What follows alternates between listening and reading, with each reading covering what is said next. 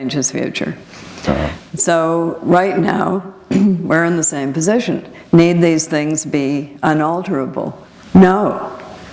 Of course you can change what's going to happen by the way you behave now. All right. Arguably, we could slow down the disappearance of species. We could slow down global warming. We could slow down informational depredation. Well, let me put it this way. If you really have something that you don't want anybody else to know, don't put it on your computer. You know, it's just really simple. And if you want to know why, read The Girl with the Dragon Tattoo, in which the central figure is a very expert hacker. So if you really don't want anybody to know it, don't put it on your computer. You don't, but the villain in many of your novels are corporations, or at least the human desire to put anything up. They're big institutions of any kind. And what happens with a very, very big institution of any kind that has a lot of power is that they always get out of touch with human beings. And it's just kind of inevitable. Because really, as people, we function best with other human beings when we can see them. And look them in the eye and know that there's a real person there. And when things get too big, the center loses touch with the periphery, and we don't recognize on some sort of neuroscientological level, we don't recognize those people out there as people. It's much easier to kill people from an airplane than it is to strangle them with your bare hands. And it's also much easier to kill them using remotely controlled drones, because you don't have to look. You actually don't have to see people dying. And the studies have been done on that. So the villain is usually some large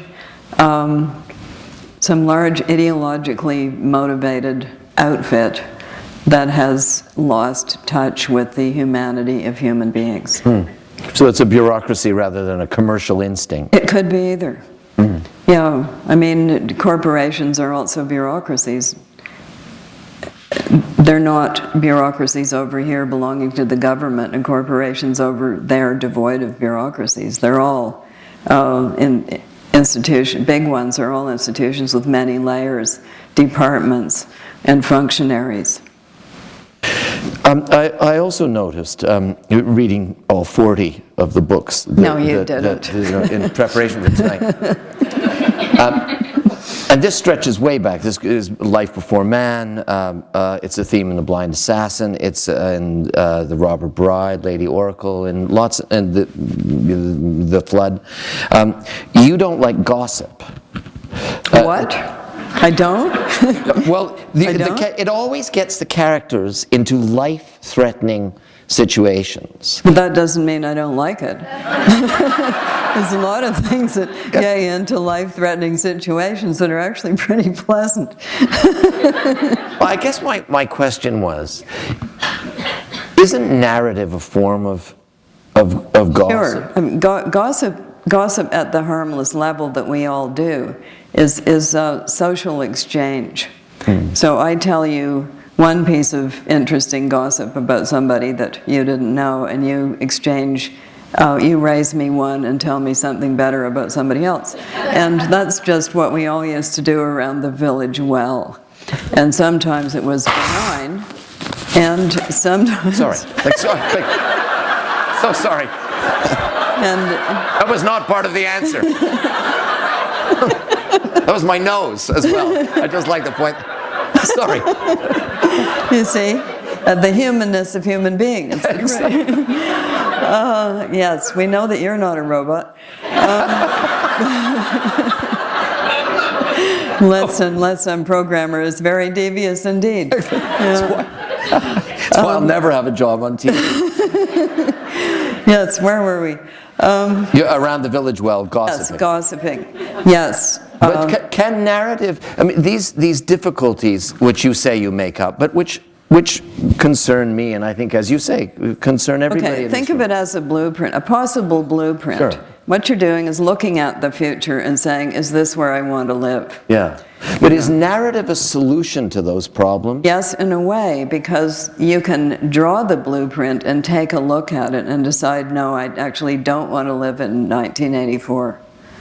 That's not the sort of world that I would find happy or comfortable. I don't want to live in Brave New World, although I must say it is quite a lot more attractive than 1984. But it too is not actually a place where we as human beings feel comfortable, maybe because we're old-fashioned.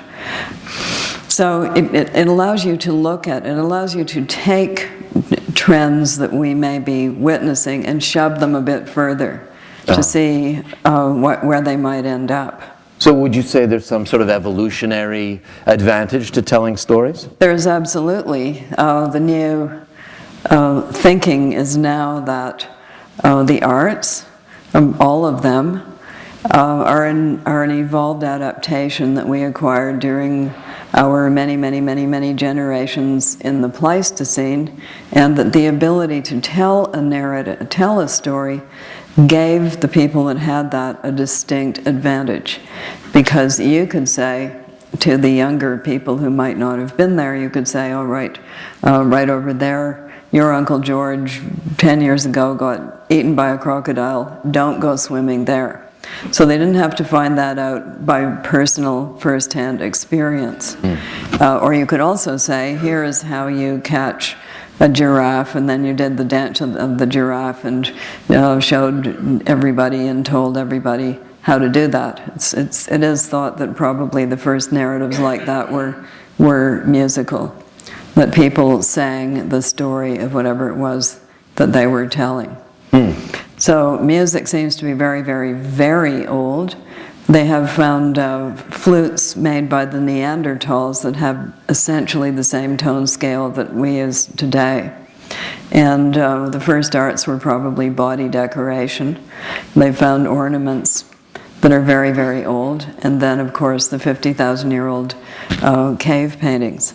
So it does seem to come with the human package. And if you look at how little kids spend the first 5-6 years of their lives, they all sing, they all dance, and they all tell stories.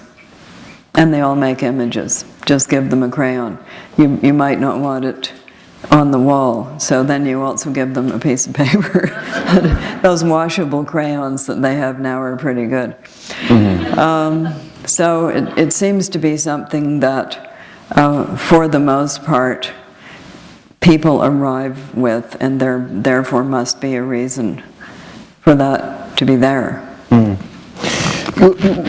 One of the great parts of preparing for this conversation was that I got to read quite a bit of your poetry.